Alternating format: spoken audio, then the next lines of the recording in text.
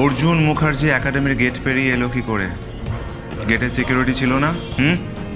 ছিল স্যার, আসলে অফিসিয়াল কাজে তো অনেকেই আসে, ওরাও তাই বলে ঢুকেছিল। যে কাজেই আসুক না কেন আমি জয়েন করার পর বলে দিয়েছিলাম আপনাদের, আর যেই ঢুকুক না কেন অর্জুন মুখার্জি যেন কোনোভাবেই একাডেমিতে ঢুকতে না পারে। বলেছিলাম তো, কে অ্যালাউ করলো, কী করে ঢুকলো? স্যার হয়তো খেয়াল করেনি, আসলে অর্জুন মুখার্জি অনেকদিন পরে এসেছে তো তাই ভুলে গেছে। সিকিউরিটির দায়িত্বে কে ছিল? ওরকম সিকিউরিটি গার্ডের আমার প্রয়োজন নেই, বার করে দিন একাডেমি থেকে। আর শুনুন, অর্জুন মুখার্জি যেন কোনোভাবেই ফর্ম ফিল আপ করতে না পারে। ও যদি ফর্ম ফিল আপ করে তাহলে আবার কামব্যাকের সুযোগ পাবেন। I don't want that. Okay? ঠিক আছে স্যার। ঠিক আছে বললে হবে না, বিষয়টাকে মাথায় নিতে হবে।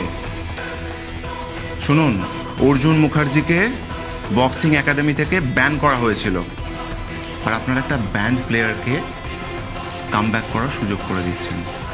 I am very sorry sir, আমরা এখন থেকে অ্যালার্ট থাকবো, এই ভুল আর হবে না। আসতে পারেন। Okay sir.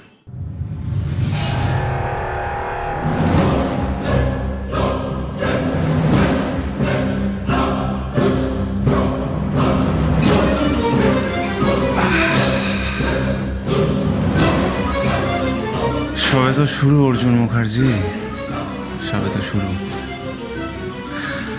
ভগবানের কি অদ্ভুত খেলা, তোকে ঠিক আমার কাছেই পাঠিয়ে দিল। এবার আমি তোকে নিয়ে এমন খেলা খেলবো যে তুই কল্পনাও করতে পারছিস না। আজকে আমি তোকে তাড়িয়ে দিয়েছি ঠিকই, তবে তোকে তাড়ানোটা আমার ঠিক উদ্দেশ্য নয়। আমার আসল উদ্দেশ্য হলো তোকে বরবাদ করা। সেই দায়িত্বটা আমি আজ থেকেই নিয়ে নিলাম। Arjun Mukherjee, I am back. তোকে আমি শেষ করে দেবো।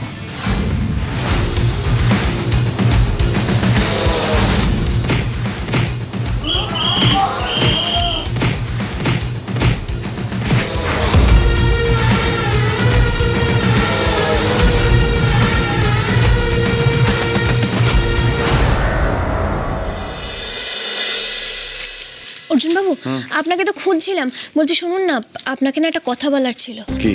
আমি আর সাগরদাদা মিডিয়ার অনেক জায়গায় ফোন করে কথা বলেছি। এতক্ষণ সবাইকে জানিয়ে দিয়েছেন?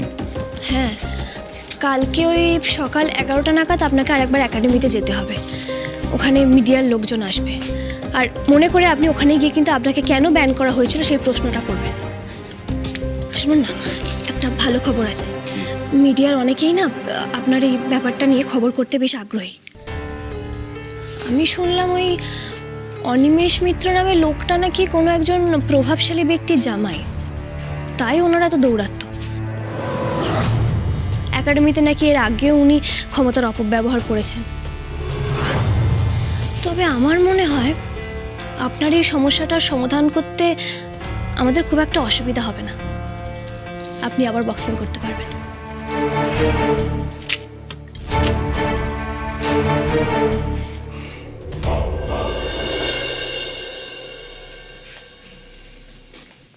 খেয়ে নিন ওষুধগুলো। নিন। এতগুলো ওষুধ? আর কি? হ্যাঁ ম্যাডাম, ডক্টর প্রেসক্রাইব করে দিয়েছেন, খেতে হবে এগুলো। আপনার পরের টেস্টটা হবে 2 সপ্তাহ পরে, ততদিন এই ওষুধগুলো খেয়ে যেতে হবে। নিন নিন। আবার টেস্ট? এই তো আমি করিয়ে আসলাম। আরে বাচ্চাটার কি কন্ডিশন, কি পজিশন সব তো দেখতে হবে না। অলরেডি তো মাস দেড়েক হয়ে গেছে, টেরই পাওয়া যায়নি। এখন একটু বেশি সাবধানে থাকতে হবে। নিন, খেয়ে নিন, আর দেরি করবেন না। নিন, ধরুন, নিন।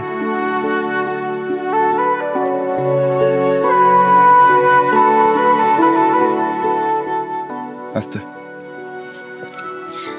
ব্যাস ওষুধ খাওয়া হয়ে গেছে। যান আবার শুয়ে পড়ুন। শুয়ে পড়বো মানে? আপনাকে এখনো মিডিয়ার ব্যাপারে কয়েকটা কথা বলতে হবে, শুনুন। তারপরে আমি তারপরে আগে পরে সব কাল সকালে হবে। রাত 12টা বাজতে যায়, চুপচাপ ঘুমিয়ে পড়ুন। এখন থেকে রোজ রাত 9টার মধ্যে ডিনার আর 11টার মধ্যে ঘুম, ঠিক আছে? অর্জুনবাবু শুনুন না, এখন ঘুমালে কি করে হবে? কাল সকালে তো কথা বলার সময় হবে না। আমি কি করছেন? কি এক্ষুনি পড়ে যেতেন আপনি? ফরিন, ডক্টর আপনাকে সাবধানে থাকতে বলেছে তো নাকি? হ্যাঁ, বেবিটা ঠিকঠাক ফর্ম করা অবধি আপনাকে অনেক সাবধানে থাকতে হবে ফড়িং। আসুন। ঠিক আছে আমি যে করেন না কিছু ঠিক নেই। অদ্ভুত তো। এখন এই কটা দিন একটু সাবধানে থাকতে হবে ম্যাডাম। তারপর দেখবেন কিছুদিন পর যখন ভেতরে ফিল করবেন না যে ভেতরে যে আছে সে কিক দিচ্ছে, সে জানান দিচ্ছে যে মাম্মা আমি ভেতরে আছি, তখন একটা অদ্ভুত ভালো লাগবে। তখন এসব রেস্ট্রিকশনস মানতে আর কোনো অসুবিধা হবে না, দেখবেন। নিন ঘুমিয়ে পড়ুন, অনেক রাত হয়েছে। কি অর্জুন বাবু কোথায় যাচ্ছেন আপনি? ঘুমোতে যাচ্ছি। শুতে যাচ্ছি মানে? আরে বাবা আপনি কেন ওখানে শোবেন? বিছানা রয়েছে তো। আচ্ছা আপনি এক কাজ করুন, আপনি বিছানায় শুয়ে পড়ুন, আমি মাটিতে শুয়ে যাব, আমার অভ্যেস আছে। বেশি কথা না বলে চুপচাপ ঘুমিয়ে পড়ুন। অর্জুন বাবু আপনি একবার আমার কথাটা শুনুন, আপনি বিছানায় শুয়ে পড়ুন না। দেখুন আমি তো গ্রামের মেয়ে, আমার মাটিতে শুয়ে অভ্যেস, আমার কোনো অসুবিধা হবে না। আপনি মাটিতে শুলে আমার অসুবিধা হবে। ফড়িং, আপনি কিন্তু এখন আর একা নন। আপনার ভেতরে আর একটা প্রাণ বেড়ে উঠছে। আপনাকে এখন অনেক সাবধানে থাকতে হবে। আর কোনো কথা নয়, চুপচাপ শুয়ে পড়ুন। বলেছি না আর কোনো কথা নয়, এবার কিন্তু আমি রেগে যাবো। ঘুমিয়ে পড়ুন।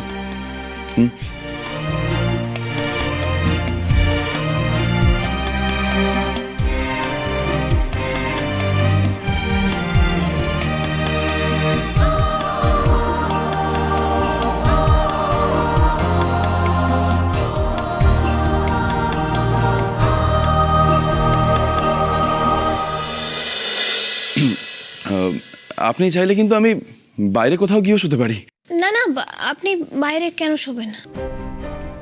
না মানে মানে আপনার যদি কোনো রকম অস্বস্তি হয়, মানে আপনার যদি মনে হয় যে এখনই আমাদের এইভাবে এক ঘরে শোয়াটা ঠিক নয়, তাহলে আমি আমি আমি আমি বাইরে গিয়ে শুয়ে পড়তে পারি, আমার কোনো সমস্যা হবে না। না না অর্জুন বাবু আমার কোনো সমস্যা হচ্ছে না, আমি ঠিক আছে। আচ্ছা বলছি যে মাসিমার সাথে আপনার কথা হয়েছে? মায়ের সাথে? হ্যাঁ মায়ের সাথে কথা হয়েছে তো। কেমন আছেন উনি? আচ্ছা শুনুন না, বলছি যে মা যদি আমাকে বাড়ি থেকে বেরোতে দেয়, আমি ভাবছি যে একবার ওই বাড়িতে গিয়ে মাসিমার সাথে দেখা করে আসবো। বেশ, নিয়ে যাব। আচ্ছা আপনি ওনাকে সবটা জানিয়েছেন? বললাম। কি বললেন মাসিমা? মা কি আর বলবে, ওই যা বলে। হ্যাঁ তো বিবাহিত, তার উপর আবার অন্তঃসত্ত্বা। তাতে কি মা, সে তো এখন আমার পরিচয় বড় হবে। আশ্চর্য, ফড়িংয়ের নিজের সন্তান হবে বলে তোর কোনো সন্তান হবে না? তোর জীবনটা কি হবে অর্জুন?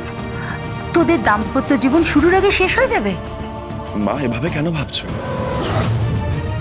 দেখো মা, এখন আমার কাছে সবচেয়ে জরুরি হলো ফড়িং এবং ফড়িংয়ের গর্ভে থাকা সন্তান যাতে সুস্থ থাকে সেইটা দেখা। মা আমি সবসময় ফড়িংয়ের পাশে থাকবো, আমি ওকে কথা দিয়েছি। ফড়িং চাইলে ফড়িংয়ের সন্তান আমাকেই বাবা বলে জানবে। তুই বুঝতে পারছিস না অর্জুন, আমি কি বলতে চাইছি তোকে? পারছি তো মা, কিন্তু তুমিই বলো এখানে আমার ভুলটা কোথায়? বা তুমিও তো আমাকে নিজের সন্তানের মতো করেই বড় করে তুলেছো। কোনোদিন তো তুমি আমাকে পর করে দেখোনি, তাহলে আজ আমি কি করে? অর্জুন আমি বলছি না তুই ভুল, তুই তো অনেক বড় মনে পরিচয় দিচ্ছিস বাবা। অন্যের সন্তানকে নিজের করে নেওয়াটা সহজ নয়, তা বলে নিজের সন্তানের আনন্দ থেকে তুই বঞ্চিত হবি? একটু ভেবে বল আমাকে। মা এখন আমি এসব নিয়ে কিচ্ছু ভাবছি না। আপাতত ফড়িং সুস্থ থাকুক, একটা সুস্থ সন্তানের জন্ম দিক, ব্যাস, পরেরটা পরে ভাবা যাবে।